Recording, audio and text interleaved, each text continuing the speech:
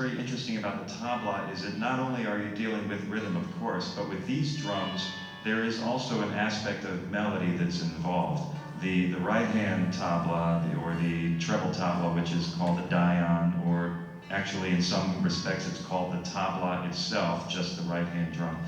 That drum is tuned to the same tonic note that is being played by the melody instruments. So if they are tuned to D, then that right-hand drum is also tuned to D, so that it has the same, it resonates in the same note.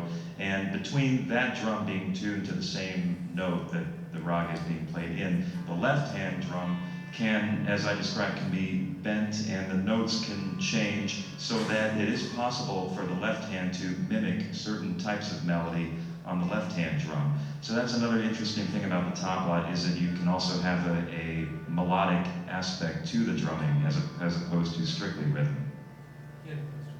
Would you demonstrate that, please? The left hand making melody? The left-hand melodic aspect.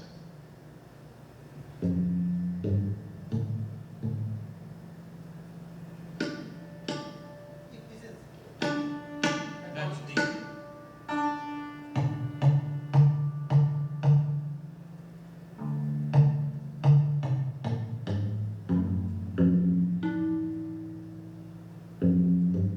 By increasing the pressure, he can go high and higher.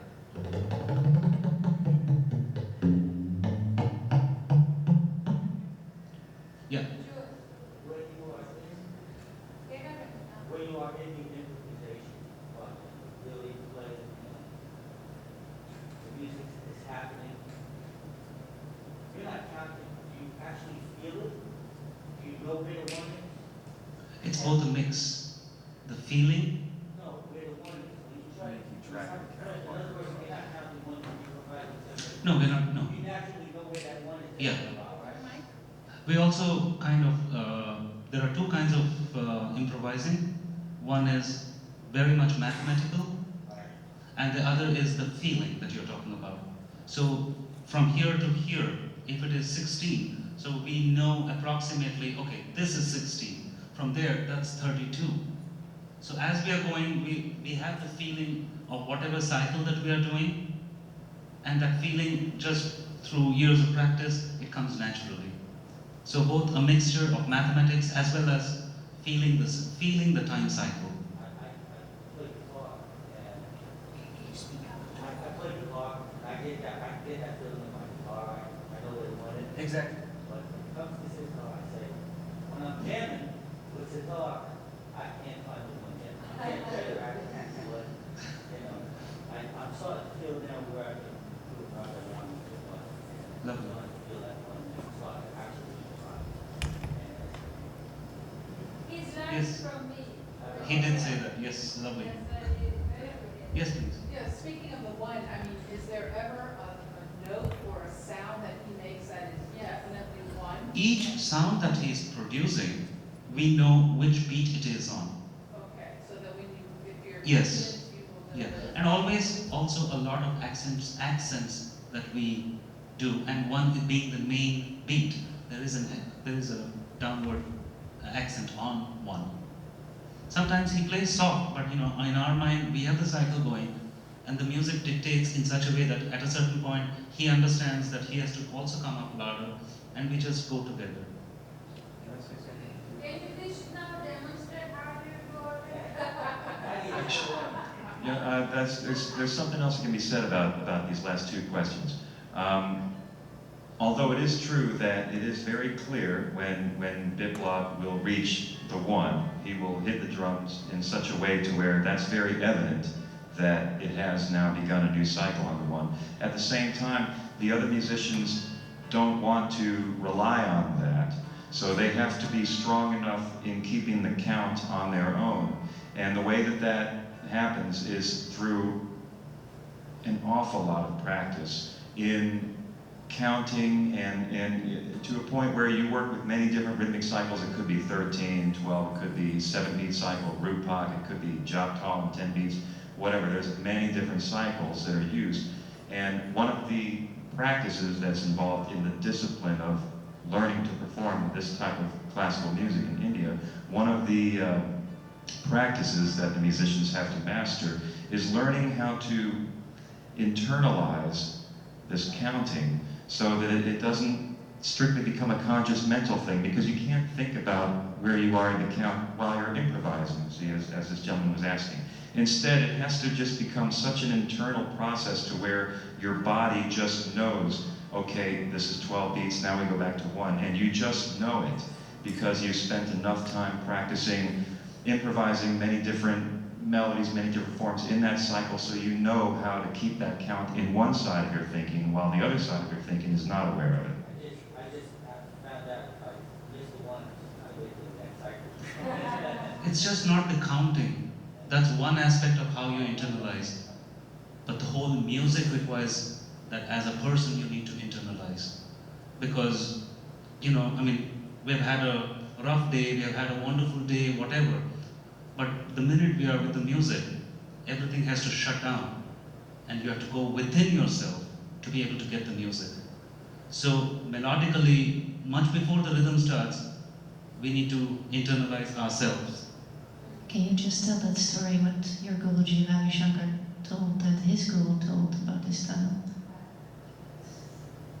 My guru, Pandit Ravi Shankar ji, and his guru, Baba Alauddin Khan Sahib, he was almost like a saint musician. For him, music was communicating with the higher being. And indeed that is, not just for him, but for all of us too. It's a very spiritual music, spiritual not in any religious sense, but within. So he lived for almost like 100 years, and he learned for about 65 years of his life before he got on stage trying to perform. And his statement was that music is like a journey, walking through a dark tunnel. At the end of the tunnel, you're seeing the light. Your quest is to go towards the light, and you're walking through it. Every step that you take, that light has gone a bit further away. So it's only a journey, and your quest. And he says, you know, 7 notes. I mean, it takes, because of course, in India we believe in rebirth. I mean, he says, 1 note you cannot master in 1 lifetime. Forget 7 notes, forget thousands of ragas. Even to get the feeling of that one sa, the main note of Indian classical music, it's a lifelong process. So that much internalization, that much one needs to be going within and realize within to be able to get the music. One last question before we go into the demonstration. I was wondering if you could talk about the tuning of the resonating strings. Is it that the cello's in open D tuning? What do you tune the other strings to? Both of us, the sympathetic strings or the resonant strings, we tune according to the raga that we play. So all the notes that come in a certain raga, we tune that accordingly. And since I have 13 and there are only 7 notes, the dominant or the vadi and the subdominant or the samvadi is where I tune 2 strings to. So same with cello, she has 10 sympathetic strings, and I basically do the same thing. So what are they tuned to in this case? The one In this case, we plan to play a bit of Yaman Kalyan for you. So it's okay, C sharp, D, E, F sharp, G, G sharp, A, B, C sharp, D. So basically, Lydian mode with a fourth, with a normal fourth, not an augmented one. And now Saskia has to even think when she has to say C, D, E, because for her naturally what comes is Sa Re Ga Ma Pa Dha Ni. Anyway, like she, so we'll be playing Rag Yaman Kalyan, a short demonstration, and then in case we need some more questions after we play, we'll love to take those.